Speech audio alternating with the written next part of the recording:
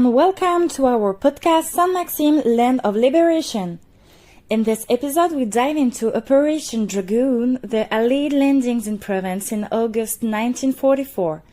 This campaign was key to liberating southern France from Nazi control. We'll explore the strategic efforts, the French resistance's role, and the liberation of key ports like Toulon and Marseille. We discover this turning point in World War II history. We wish you an enjoyable listening experience. Turn up the volume and enjoy a moment of history. 1943. By means of international talks, the Allies carried out their plan during 1943. The objective was to deliver a crushing blow to Nazi Germany. The Allies chose to launch two landings in France in spite of Churchill's objections, one in the north and one in the south. The German occupiers have been expecting a landing in the Mediterranean regions since November 1943. Bunkers and anti-tank walls were built along the coast. On the Var coast alone, approximately 600,000 mines were planted by the invader. The coordination of resistance in Provence leads to an increase in sabotage and intelligence operations. Aerial reconnaissance flights are conducted throughout the Rhone Valley and in the Mediterranean coast, from Ventimiglia to Perpignan, from Corsica and Italy, where the Allies are currently stationed.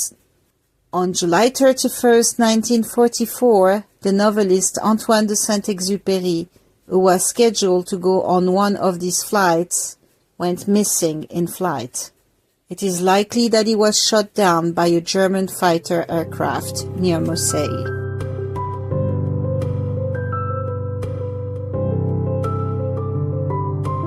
June 1944.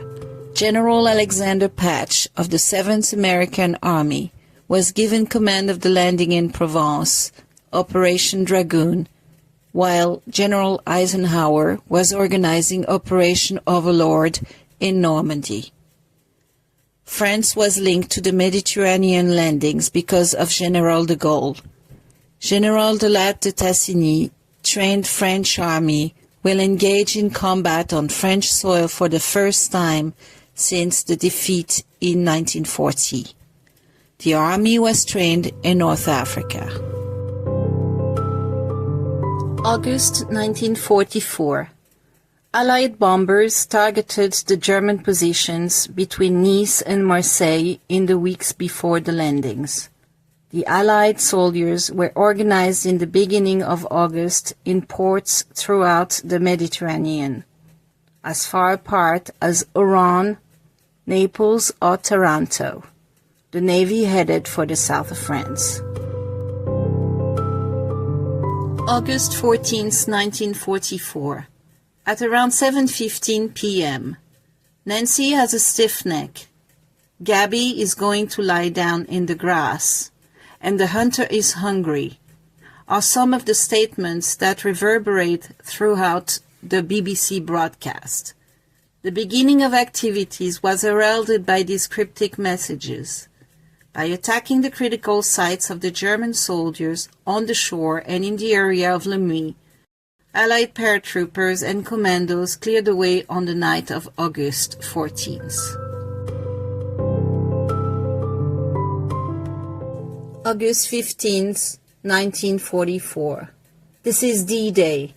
At 8 a.m., 3 American divisions, supported by a French unit, formed the first assault wave for Operation Dragoon between Saint-Raphaël and Cavalaire.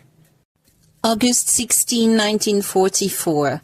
Night was the French army's time to land in Provence under the command of Général Jean de Lattre de Tassigny. The men of this reconstructed national army numbered around 250,000. End of August. Soldiers from the French army are entrusted with freeing the ports of Toulon and Marseille as American forces advance along the Rhone Valley. There is a new hope. The objective of the French army was to move up the Rhone once Toulon and Marseille were liberated.